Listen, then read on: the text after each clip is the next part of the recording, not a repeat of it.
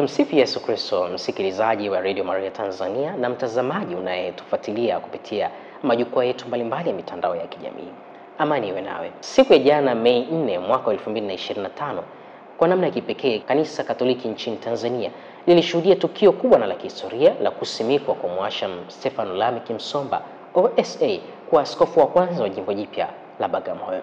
Katika tukio lile kwa namna ya kipekee tulishuhudia pia padri mkongwe zaidi wa jimbo hili, Padri Patrick Kung'aro, akiwaongoza sehemu ya mapadri 14 wa jimbo jipya la Bagamoyo na mapadri wa shirika ambao parokio zao zipo ndani ya jimbo la Bagamoyo kutoa heshima na utii kwa askofu mpya wa jimbo la Bagamoyo.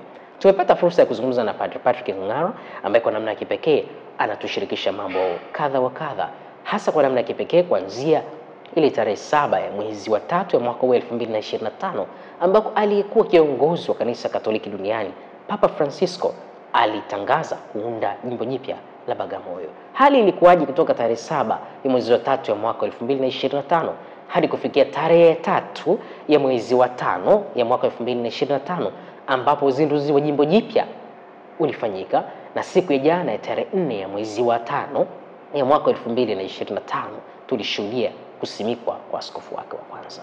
Mimi Eric Pasco Jr. niko na mwenzangu Rafael Mushi, tunakuletea mazungumzo haya mafupi na maalum tukiangazia mchakato huu mzima. Karibu nasi hadi pale tamati. Kwa yule ambaye anakuona leo kwa mara ya kwanza, anatamani sana kulifahamu jina lako, unaweza kujitambulisha wewe ni nani kwa ufupi? Mimi nimetangulia kutambulisha, lakini japo historia yako kwa ufupi ili aweze kukufahamu. Kwa jina naitwa Padri Patrick Joseph Kung'aro. Ndio. Huu ni mwaka wangu wa 38 kama padri. Mwaka wa 38. Ndio. Lakini safari yangu ya wito ilianza Jumapili ya miito ya mwaka 1966 nikiwa darasa la pili. Sasa Jumapili ile ya miito, mara nyingi nakuwa nafikiri Jumapili ya 4 ndio ya Pasaka. Pasaka. Ndio. Nikaguswa pale. Ndio. Miaka 59 iliyopita hiyo. Ndio. Nikaguswa. Na kuanzia pale kwa kweli mazungumzo ya padri na kueleza yakanigusa kiasi ambacho nikasema mimi ndio ningependa niwe padri. Ndio. Na kuanzia pale hata wazazi wangu hawakujua mimi nimejiandikisha kuingia seminari. Wazazi walishtukia tu kwamba mimi nimeamua hivyo, lakini walinisaidia kuingia seminari. Ndio. Mwaka 1972. Ndio. Labda kabla tujaenda mbele sana baba, umezungumzia mwaka 1966. Ndio. Miaka takriban 59 iliyopita, safari yako ya kusikia ule sauti ya wito mtakatifu ilikujia. Nini hasa kilitokea siku hiyo? Ndio. Niseme ukweli, huyu padri alikuja shuleni kueleza juu ya wito. Ndio. Siku ile mimi baada ya kuguswa sikuongozana na wanafunzi wenzangu kurudi nyumbani. Nikachagua njia ya peke yangu. Ndio. Nilikuwa nimesali na sali njia nzima. Hata nyumbani wenzangu wanafika wanauliza, Patrick yuko wapi? Wakasema hatukuongozana naye. Ndio. Lakini mimi nilipita njia ya tofauti ili nipate nafasi ya kusali mpaka nyumbani, ingaje nilichelewa. Hicho kilichotokea siku ile. Ni kitu gani padri huyo alitamka ambacho kiliugusa mtima wa moyo wako na ukafikiria maamuzi hayo? Na pengine unaweza kutueleza ilikuwa ni darasa la ngapi? Nilikuwa darasa la pili. Ndio. Lakini nilimuona yeye kwanza alivyo, muonekano wake. Halafu nikaguswa kama nilivyosema na mahubiri yake. Ndio. Nikaguswa pia siku ile nilikuja shuleni pale kutufundisha dini, lakini pia kusisitiza mambo ya wito na shida ya mapadri. Ndio. Hivyo ndio vimenifanya mimi niseme ningependa kuwa padri, ikiwa ni pamoja na kuziba au kupunguza upungufu huo wa mapadri. Tarehe 7 ya mwezi wa 3 mwaka 2025 aliyekuwa kiongozi wa Kanisa Katoliki duniani ndio alianzisha rasmi jimbo jipya la Bagamoyo. Ndio. Akimega takribani parokia karibu 13 za jimbo la Morogoro ambalo lilikuwa kihudumu na parokia takribani 17 kutoka jimbo kuu la Dar es Salaam. Tushirikishe hisia zako zilivyokuwa siku ya tarehe 7 ya mwezi wa 3 ya mwaka 2025. Ulipokeaje taarifa hile? Mimi taarifa hii nilipokea kwa furaha kubwa. Ndio. Kwa sababu ni matazamio ya muda mrefu sana. Ndio. Kwamba liundwe jimbo la Bagamoyo. Ndio. Mimi nakumbuka hata nikiwa mdogo kabisa, hata seminari ndogo nilikuwa nasikia Bagamoyo itakuwa jimbo, muda mrefu sana. Na hata tulipofanya ile sherehe ya miaka 150 mwaka 2018. Ndio. Hakika mimi nilikuwa mmoja wapo, lakini watu wengi walifikiri sasa labda itatajwa. Lakini haikutajwa. Kwa hiyo ni kitu ambacho tulikuwa tunakitazamia. Ndio.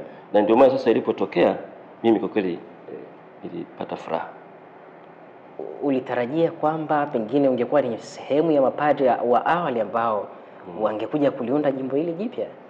Ni kwa sababu mimi nilipokuwa makamu wa askofu, ndio tulianza wakati wa baba Askofu Telesfo na mwadhama Polycarp January Pengo. Ndio. Ndipo mchakato ndipo ulipoanza. Ndio. Mimi nilikuwa kama makamu wa askofu, nilikuwa sehemu ya kukaa na kujadili kama ni parokia zipi ziwe jimbo la Bagamoyo. Ndio. Na pia tulikuwa tumeongea pia lianzie wapi kwa upande wa Morogoro. Ndio. Kwa hiyo mimi katika nafasi yangu ile nilikuwa na picha. Ndio. Kwamba kama litaanza jimbo basi kwa upande wa Morogoro litaanzia wapi. Hivyo nilipopangiwa kuwa kujenga parokia ya Mdaula. Ndio. Nilijua kabisa kwamba iwapo litaundwa jimbo la Bagamoyo nitakuwa sehemu yake. Ndio. Kwa kuwa nilijua yale ya nyuma. Ndio. Kwa hiyo haikunishtua. Lakini imenifurahisha kwamba kila ambacho kila mmoja itazamia kwa muda mrefu kimetokea hapo tarehe 7 mwezi wa 3. Hongera sana baba. Naomba nikurudishe nyuma kidogo.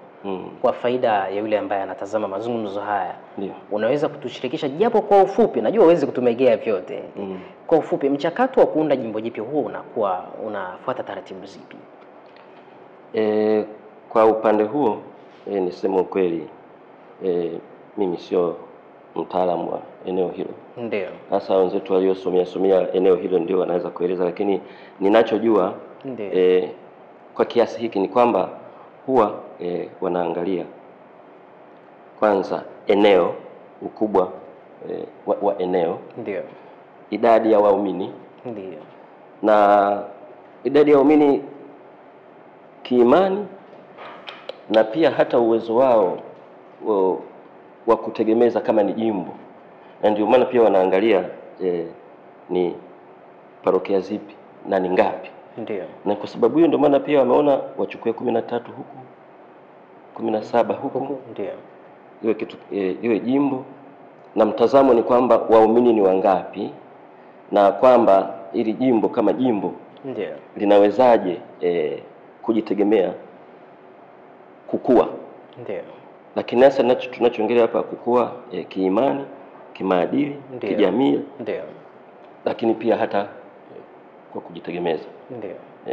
Tunaweza kusema kwamba ili kuanzishwa kwa jimbo jipya, ukiachana na swala la ukuaji mzuri wa swala la kiimani, upande wa kiimani, pia masuala ya kiuchumi na namna ya kulitegemeza kanisa ni mojawapo ya vitu vya msingi vinavyozingatiwa sana ili kuliunda jimbo jipya.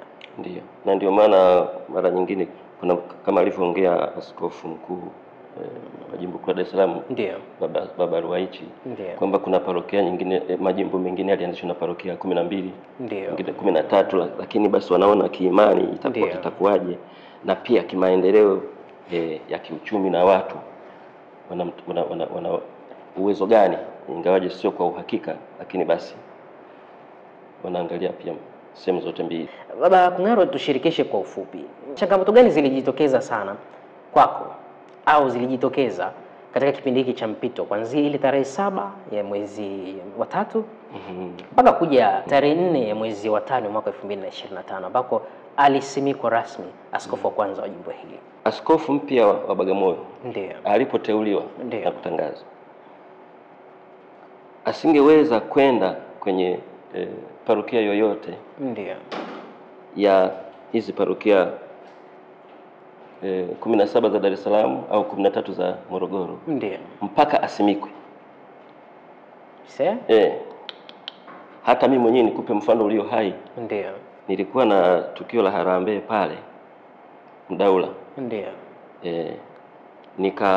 nikampigia simu Baba Msomba Ndio. aje kutusomea misa pale. Akaniambia mimi siwezi kuja huko maana sijasimikwa. Kwa hiyo hana mamlaka. Sina mpaka nitakaposimikwa ndipo hapo nitakapoanza kutembelea parokia. Sasa maana ya hiyo ni kwamba kwa kipindi hiki huduma za kiaskofu ndio tulikuwa tunazipata kwa askofu wa Morogoro. Ndio. Baba Lazarus Msimbe. Ndio. Msimbe. Ndio. Na yeye kwa kweli ndio niliyemwalika aje sasa kutusomea misa ya siku hiyo ya harambee. Kwa hiyo ni kama alibaki bado kuwa askofu wetu kwa sababu huyu bado hajasimikwa ingawaji ameteuliwa. Ndio. Kwa hiyo kwa namna fulani basi tulikuwa na hali hiyo. Baba Patrick, wewe ni padri mzoefu miaka 38 hivi sasa. Ndiyo. Mwaka 2018 umezungumzia hapa tuliadhimisha miaka 150 tangu uinjilishaji uingie katika pwani hii ya Afrika ya Mashariki na kwa namna ya kipekee nchini mwetu Tanzania. Ndiyo. Unalionaje kanisa hili la Bagamoyo, jimbo hili jipya la Bagamoyo kuanzishwa kwake? Kuanzishwa kwa jimbo la Bagamoyo, tunamshukuru Mungu kwanza, ni kukua kwa kanisa la Tanzania. Ndio. Maana kama tulivyosikia jana, sasa hili litakuwa jimbo la 36. Ndio. Kwa hiyo kwanza kuna ukuaji huo. Ndio. Si tu kukua katika maana ya idadi. Ndio. Lakini pia kanisa kwa maana hiyo linakuwa kwa maana ya uchungaji. Ndio. Kwa sababu kwa kuanzisha jimbo hili limepunguza wigo wa askofu wa Morogoro aliyekuwa anashika jimbo kubwa sana. Ndio. Kutoka kule mpakani na Iringa mpaka huku Arusha wapi. Lilikuwa ni kubwa, ni pana mno. Kwa hiyo nasema kanisa limekuwa katika maana jimbo hili linaleta huduma ya kichungaji na kijamii karibu zaidi kwa watu. Ndio. Wa eneo hili kuliko ilivyokuwa moja kwa moja chini ya jimbo la Morogoro. Ndio. Ilikuwa ni mzigo mkubwa kwa askofu na mapadri. Ushirikiano wa waamini umekuaje tangu kuanzishwa kwa jimbo jipya? Wewe ulikuwa parokia ya Mdaula pale. Ndio. Waamini walipokeaje uanzishwaji wa jimbo jipya na hisia zao zilikuwa zikoje, na ushirikiano wao umekuwa zaidi ama umepungua kidogo? Naweza kusema kwa kuwa kitu kama hiki hakikuwa kigeni sana, kimetazamiwa na watu wengi, mapadri, walei, waliposikia walifurahi. Ndio. Na kwa kweli pia wamefurahi kwamba sasa watapata huduma ya karibu zaidi. Ukaribu. Na ndio maana kama uliona jana kulivyofurika. Ni kweli. Parokia mbalimbali zimekusanya mabasi kuja hapa. Ndio. Mimi kwangu kule zilikuja mabasi mawili. Ndio. Na kuna wengine wamekuja kwa usafiri binafsi. Ndio. Lakini sehemu mbalimbali, yaani jimboni Morogoro na jimbo la Dar es Salaam, watu walikuja kwa wingi sana. Hii kuonyesha kwamba, na uliona furaha yao jana. Ni kweli kabisa. Ilikuwa shamra, watu wanamshukuru Mungu na wanashukuru jimbo jipya, wanamshukuru baba askofu ambaye ameteuliwa na amekubali. Yote hii inaonyesha kwamba watu wamelipokea vizuri. Sasa sisemi kwamba najua kila mtu, lakini kwa ujumla ni kwa ujumla na kwa mtazamo wa ule wa ukubwa. Tukamilishe mazungumzo yetu baba. Unalo tumaini gani kwa siku zijazo kwa kanisa la jimbo la Bagamoyo? Na kwa kuwa ni mmoja ya mapadri wa kongwe, ungependa kutoa ushauri gani kwa mapadri? Kuna mapadri vijana wametoka Morogoro wamehamishiwa hapa. Kuna mapadri vijana wa jimbo kuu la Dar es Salaam waliokuja Bagamoyo. Wewe una miaka zaidi ya 38. Ndio. Una ushauri gani kwao? Lakini mwisho basi una picha gani unalo tumaini gani kwa siku zijazo kwa kanisa hili jipya la Bagamoyo? Kwanza ushauri wangu, kitu cha muhimu kabisa ni umoja. Ndio. Mshikamano. Ndio. Wa mapadri wote. Ndio. Na kama unavyoona hapa kuna mapadri hawa 14 ambao ni wa jimbo. Ndio. Na mapadri wa mashirika. Ndio. Kwa hiyo kuwa na umoja kati ya pande hizi mbili, bila kujali kwamba wewe ni wa shirika au sijui ni wa jimbo, umoja ule na mshikamano ndio tunaohitaji, na hasa kushirikiana na kumtii baba askofu. Ndio. Na hasa niongelee ushirikiano tunaohitaji mkubwa zaidi ni washirika hili la Roho Mtakatifu. Ndio. Holy Ghost. Fathers. Wao kwa kweli ndio waanzilishi wa eneo hili kihistoria, na wao wameshakaa muda mrefu sana hapa. Ndio. Kuliko sisi wote ambao kuanzia baba askofu mwenyewe, mapadri hawa na mashirika mengine, lakini wao hapa kwa kweli ndio ni kama nyumbani kwao. Ndio. Tutahitaji sana ushirikiano wao. Tuongee nao, tuone tuanzeje, tuendeje. Ndio. Mambo ya maendeleo tuyafanyeje, mambo ya imani na kiroho tuyafanyeje, tuyapange pamoja. Ndio. Ili tuweze kujenga jimbo letu. Na mtazamo wangu ni kwamba, ni matumaini yangu kwamba hiki ninachokisema kitakuwepo. Ndio. Cha ushirikiano na umoja, hasa kwa hawa wenzetu wa jimbo Roho Mtakatifu ambao walikuwa sehemu ya jimbo la Morogoro. Na ni matumaini yangu kwamba tukipanga vizuri, basi tutaendeleza kilichopo na pengine kuanzisha taasisi nyingine za kijamii, taasisi nyingine za kiimani, za kiroho. Ndio. Hata kuongeza parokia ili jimbo likue zaidi na kupeleka huduma kwa watu mbalimbali kwa karibu zaidi. Kwa karibu zaidi. Ndio. Basi tunamuomba na Mungu. Tena sio kwamba tunamuomba tu hivi, tusali. Mwenyezi Mungu amtume Roho wake Mtakatifu awe mbele yetu kutuongoza.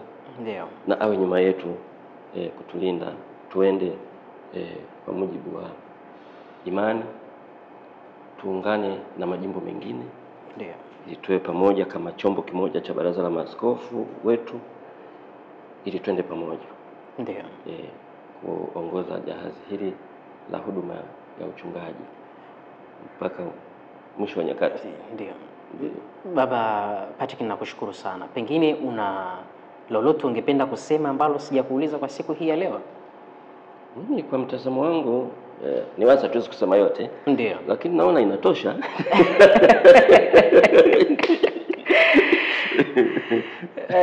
Mtazamaji, ninakushukuru sana. Ninaamini kupitia mazungumzo haya umepata fursa ya kufahamu. Hauwezi ukayafahamu yote, lakini najua utakuwa umepata nafasi ya kuyafahamu machache na yamekuongezea maarifa mapya kwa siku hii ya leo. Mimi ni Eric Pasco Jr. kwa niaba yake Rafael Mush, nikutakie utazamaji mwema wa vitu vinavyoendelea kupitia mitandao yetu ya kijamii na kupitia Radio Maria Tanzania, sauti ya Kristo nyumbani mwako. Tumsifu Yesu Kristo.